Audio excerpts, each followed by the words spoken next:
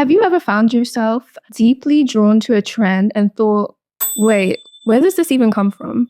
That's me literally every single year without fail. And this year I couldn't help but notice the resurgence of a very specific coat silhouette, the pea coat, especially this cocoon and also the double-breasted styles. I know it sounds silly, a coat in winter, groundbreaking. Maybe it's because of the whole trench coat button to the top meme that has been making its rounds on TikTok. Or maybe like myself, your Pinterest has been flooded with double-breasted coat inspo lately, or just the way that these silhouettes keep popping up in 2025 trend predictions. Whatever it is, this particular style feels like it's everywhere right now. In recent years, we've cycled through standout coat styles from the fur trim penny lane coat, leather jackets in every imaginable iteration, the big fur, and of course the classic trench, all of which I love, by the way, and will continue to wear. But this particular style of peacoat has really been standing out to me recently as something I may consider investing in this winter. Naturally, when I notice something like this resurfacing, my mind immediately goes to the good old 20-year trend cycle, which has always been a key part of how fashion evolves. As noted by Vogue in a 2022 article,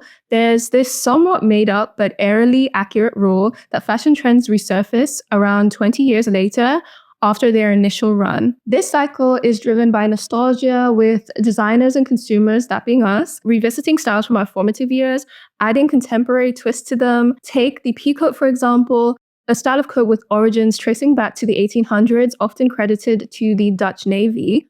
By the 1950s, it had transformed into a menswear staple, offering a perfect blend of style and practicality. And by the 1960s, it was embraced by mod subcultures in the UK, gaining a more youthful, rebellious edge. But then there's the swing coat, which stands apart from the peacoat in its shape and kind of intent, where the peacoat's double-breasted structure emphasizes sharp tailoring and utilitarian roots. The swing coat offers a looser, more voluminous, fluid silhouette that exudes this more feminine vibe. Originating in the 1940s and hitting its peak in the 1950s, the swing coat was designed to complement the fuller skirts of the Dior new look. Its dramatic A-line shape provides movement and elegance. Now, I know the swing coat and the peacoat are fundamentally different styles of coats, but I've noticed people casually referring to them interchangeably. And honestly, I will probably be doing the same in this video by accident, but just know that I understand that they have distinct histories, and if I slip up, it's just out of habit. Anyway, fast forward to the mid-2000s, the peacoat made a resurgence in mainstream fashion, especially around 2005, showing up on numerous runways. And that brings me to one of the main focuses of this video. Fashion works like a pendulum, constantly swinging back to revisit old trends, but with just enough of a twist to feel new again. Right now, the mid-2000s are having another moment in the sun. It's always fascinating to see how elements from 2 decades ago are being reinterpreted for a new generation, like a remix of past influences with a modern twist. Nostalgia plays a big role in this resurgence, especially for Gen Z and millennials. It can sometimes feel like we're stuck in a loop of revisiting past trends, constantly pulling from the 90s and the early 2000s. But really, this is just how fashion has always worked. Trend cycles are part of fashion's natural rhythm, revisiting past styles with a contemporary update. It's common to hear people point out that Gen Z is embracing trends that feel new to us, but in reality, we're tapping into the same cyclical process that every generation experiences. But I do also see people's points when they say that it feels like Gen Z and millennials specifically are overly obsessed with nostalgia.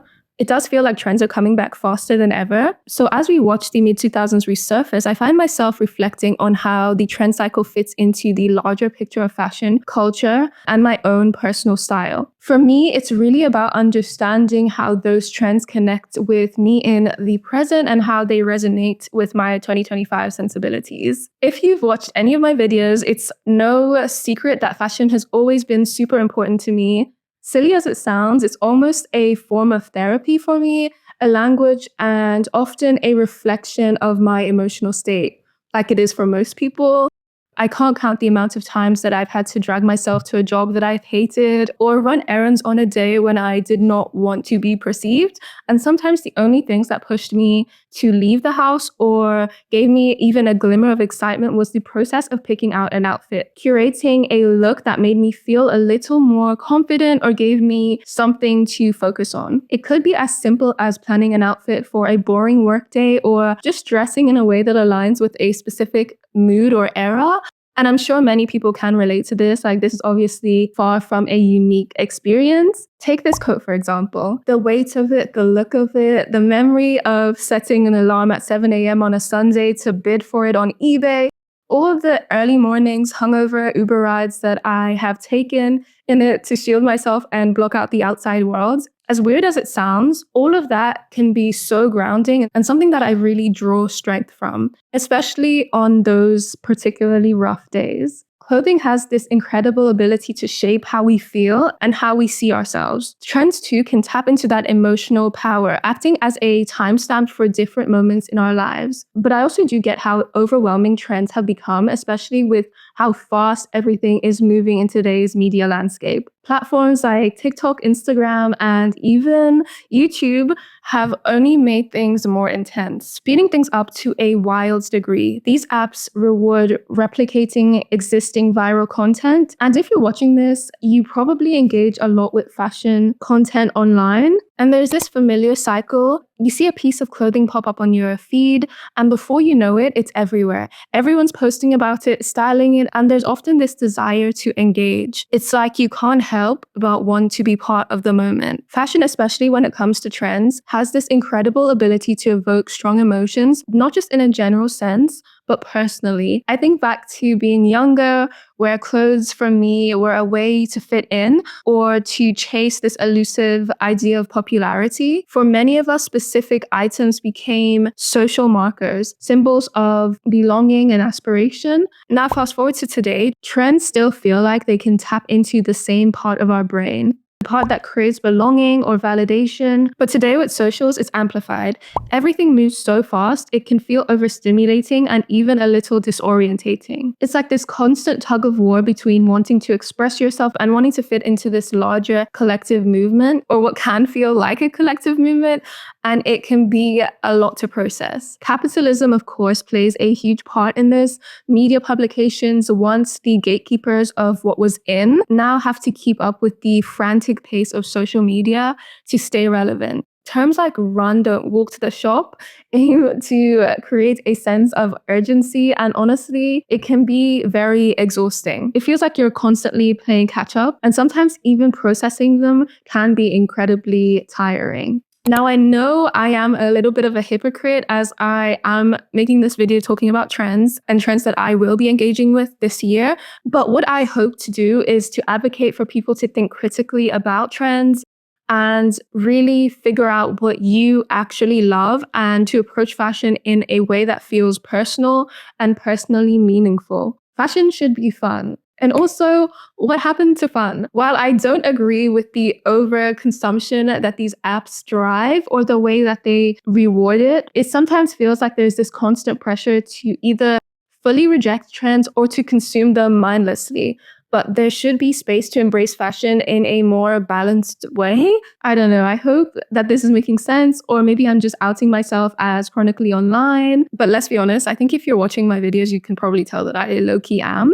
Lately, I've been really drawn to this creator on TikTok, Fashion Magic K, who's in her early 40s. She has this amazing series where she looks back at her fashion journey through the decades and takes us through her wardrobe from the 90s, early 2000s, and mid 2000s, and now shares her thoughts on trends that she embraced then and what she still wears now and what she wouldn't wear today. It's honestly such a refreshing and introspective look at how fashion evolves, not just in terms of trends, but how our personal style also shifts with time. What I find so compelling about Fashion Magic K's series is the way that she frames her relationship to past trends. She neither overly glorifies or excessively rejects them. She reflects on how they fit into the moment she was in. She talks about trends that she loved and the ones that didn't age as well, and how Gen Z is now revisiting and reinterpreting those styles. She doesn't just talk about fashion as something that's fleeting or disposable. Instead, she treats it like an ongoing conversation with herself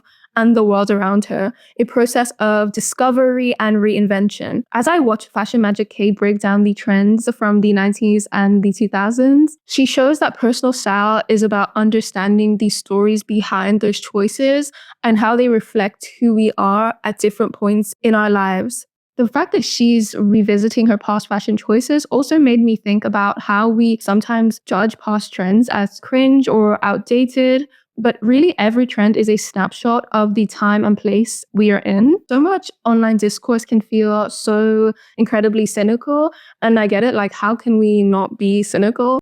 We're living in a world where everything feels like it's been commodified, branded, packaged to be consumed in the most clickable, marketable way. It's hard not to see the cynicism creeping into every facet of our lives. The pressure to name your aesthetic, to box yourself into a specific category, to always be ahead of the trend curve. It's this context that makes me feel appreciative for creators like Fashion Magic K even more. Her content doesn't pretend to have all the answers, and that feels so refreshing. She's not trying to sell us a lifestyle or a product or a prepackaged identity. Instead, she is just exploring the fluidity of style and how it connects to who she is, and how what we wear can be a reflection of not just our taste, but our changing relationship with ourselves and with the world around us. Now, speaking about my own aesthetic and my own fashion choices specifically, I'm still quite shy to come on camera or show any images of myself on the internet, but I did want to do a video kind of discussing what I'm feeling drawn to style-wise this year. My style has, for a long time, probably since around 2018-ish, maybe even a bit of 2017, I've been very much inspired by the mid-90s to early 2000s, like the very typical things that you would associate with those eras. And while I'll definitely be holding onto my low-rise jeans and my fur trim coats, I can't help but reflect on how long I've been embracing this McBling, Y2K, early Destiny's Child-esque style. It's been a good few years now, and as I move further into my mid-20s, I feel a bit of a shift coming on. I still love the vibe of that era, sexy, girly, playful, but I'm starting to crave something a little more refined, something a little more grown up. I've been finding myself drawn towards the mid-2000s aesthetics lately. When I think about the 2000s, my mind naturally gravitates to the iconic Y2K looks, the rhinestone heavy McBling, low-rise cargos, juicy couture tracksuits, and those super glam celebrity-driven outfits that defines the early parts of the decade. These styles of dressing are bold and loud and unapologetically fun, everything that we associate with early 2000s pop culture. But even though I adore these looks and will continue incorporating pieces from that time, I do feel ready for something a little different, a natural evolution, if you will. And that brings me to 2005. 2005 was such a transitional year in fashion. It was a preview of what the rest of the decade was going to bring. And I'm starting to feel that influence definitely creeping into my own wardrobe. I'm ready for something that feels like an evolution, but not a complete departure. Keeping a little bit of the 2000 spirit, but blending in a new kind of energy. This year in fashion, specifically on the runway, really speaks to me. Designers were experimenting with darker, moodier tones. Think deep browns, grays, rich burgundies, paired with tailored, structured silhouettes that felt fresh compared to the ultra-relaxed styles that dominated the mainstream at the time. This was also the year that we started to see the seeds of what would define mid-2000s fashion. As I said before, the mix of minimalism and drama, the obsession with layers, textures,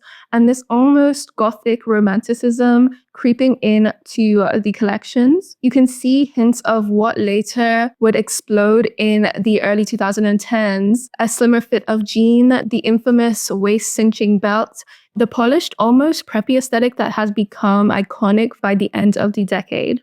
In many ways, 2005 was pivotal. It was a bridge between the excess of Y2K and the more pared back trends that followed. After combing through about 85 shows from that year, I narrowed down a few trends that I think that I will be incorporating. And I also, at the end, will be highlighting a few shows that really stood out to me as things that I personally connect a lot with. Before we dive in any further, I just wanted to quickly say that if you haven't subscribed yet and think that you would enjoy my videos or want to see more of me in the future, please consider subscribing. As of me recording this, I'm almost at 5K subs, and I'm very appreciative to anyone who has subscribed recently. My channel has received so much love and attention these past few months, so I just really wanted to say thank you. And yeah, back to the video. All right, so let's talk about Runway Fashion in 2005, because it really is this gorgeous mix of experimentation, nostalgia, and practicality. It feels like the clothes were mirroring everything happening in the world politically, socially, and culturally at the time. As I mentioned at the beginning of the video, specific styles of outerwear were huge that year, especially the cropped double-breasted peacoat/swing coats, and matching blazer and vest combos were everywhere, which I have been seeing making a comeback in the current zeitgeist also. I really love faux fur trim. I love a faux fur trim jacket. I love a faux fur trim cardigan. So I really enjoyed these furry tops that I saw all over the runways of 2005. They remind me a lot of this top that Beyonce wore in the Lose My Breath video. I absolutely love this video, and this Beyonce outfit is my all-time favorite outfit of hers. I feel like that's a really big statement to make, but I really think it is. I've always wanted to find a way to recreate it, and maybe this year will be the year that I find a brown faux fur top, just like the one in the video. And also this video came out in 2005, so it's all just really making sense. It's all clicking. Additionally, do not get me started about plunge necklines and keyhole detail. They were inescapable on the runway in 2005, and I'm definitely here for it. I was also very much here for the voluminous structural, sculptural silhouettes that were present at the time. You had this cocoon silhouette and Victorian tailoring. There were bubble hems and empire waists. All of these I definitely feel like were present trends in 2024, and maybe even going back a little further. And I definitely see them sticking around and being present in 2025. Similarly, I feel like polka dots and pinstripes, plaid, and just kind of Harlequin-esque like clown vibes are very big right now, and they also were definitely represented on the 2005 runway. Textural elements like the aforementioned fur trim, metallic, satin, they were very present. And for more everyday looks, there was crochet, sheer knits, and then there was the color palette, which struck a balance between muted and bold. Monochromatic shades of black, white, gray dominated the casual side of things, while jewel tones, purples, and bronzy autumn hues gave evening wear that extra richness. And let's not forget accessories. Skinny, horizontal striped scarves were predictably everywhere. Brooches also seem to kind of come back in a minor way, which are definitely a new favorite thing for me personally. I recently got this pink rose brooch, and I'm really looking forward to collecting a few more in 2025. Colorful tights, which I feel like have been the reigning fashion girl accessory of the last few years, were huge back then, and I feel like will continue to be a thing in 2025, maybe just in slightly different colorways. Now for my favorite shows personally. Chaiken Fall 2005. The Chaiken Fall 2005 collection perfectly captures a vision of style that I'm very much gravitating towards in 2025. The show opens with this gray, volume sleeve, Victorian-inspired trench, a piece that immediately stands out to me. Its dramatic sleeves and center button details strike this interesting balance between historical and modern elegance, giving it a sense of sophistication without feeling like really dated at all. It reminds me of one of my favorite fashion moments of 2024, which was this one Taylor Russell queen, I love her, red carpet look, which had a similar vibe of opulence and also just like looked very similar. The collection continues with turtlenecks that feature fun neck details, metallic hues, and another piece that really caught my eye. Of course, one of the many double-breasted peacoats, and it's just the right mix of classic and chic. Speaking of the details, another trend that stood out to me in this collection was the keyhole necklines. It's such a small touch, but adds just the right amount of sexy sophistication. I've currently got one keyhole neckline piece in my wardrobe already, which is like in this gorgeous like pinkish hue, and seeing them pop up all over this collection definitely makes me want to search for one in kind of this more muted color palette. Now onto Sweet Face by Jennifer Lopez Fall 2005. Okay, so this Sweet Face collection I am very excited to talk about. I know that JLo is kind of a derided character in pop culture right now, but this collection, this vibe is everything, especially the second half of the collection. The double-breasted jacket, the cute little crochet hat, the plaid prints, the empire waist jumper, the eclectic color mixing, the all-white looks, the fur. This is definitely my favorite collection that came out in this year. Like, it really still brings the drama, but it's also like very glamorous. Honestly, totally wearable for me. Like, I could wear this tomorrow. Imitation of Christ, Fall 2005. Imitation of Christ has always been kind of a boundary-pushing label. Its Fall 2005 collection is definitely no exception. Here the brand blends kind of modern influences with Victorian romanticism to create something truly striking. Batwing dresses, mod-inspired little shift dresses, and this gorgeous hooded dress silhouette. I've been wanting one for so long, but it's so hard to find one that like flatters my body, but definitely something I'm on the hunt for in 2025. These kind of drapey cowl neck jacket. What makes this collection so compelling is its ability to oscillate between the past and what feels futuristic to me, still in the present day of 2025. Carolina Herrera, Fall 2005. This collection is a study in timeless sophistication. Whether it's these jumpers or the accenting scarves, the drop waist silhouettes are another thing that I love. I know that they've been quite trendy, and I'm definitely not really a dress girl, but I love this kind of drop waist with voluminous bottom look. So it's something that I might be dabbling with in the future. Also, these kind of 50s style Marilyn Monroe-esque scoop neck dresses, like they're so like tight fitting and sexy. And even the ones that aren't scoop necks, I just love the kind of sculptural bodice and rounded neckline look in this collection.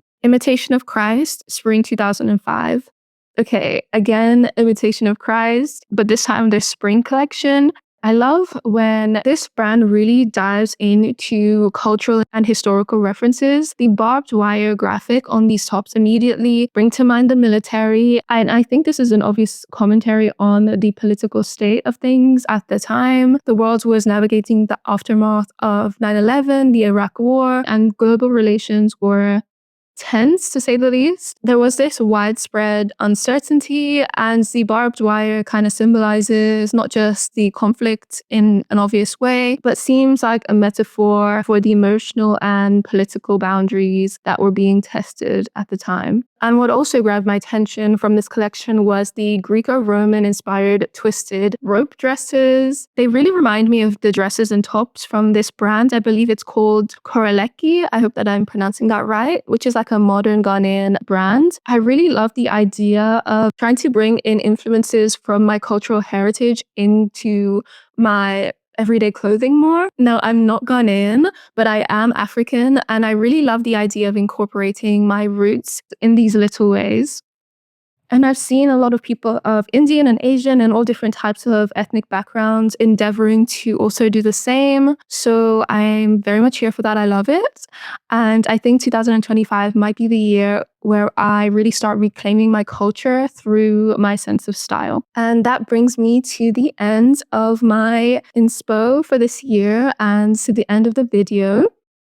And I just wanted to end the video by saying this. At the risk of sounding too preachy, I want to wrap up this video by sharing something that I've taken away from this entire exploration. The importance of taking your time, whether it's fashion or just with life in general. There's something so rewarding about letting your curiosity lead the way. Fashion at its core isn't just about physical clothing. It's a craft and a form of self-expression and truly a playground for experimentation. So take your time and explore and enjoy the process.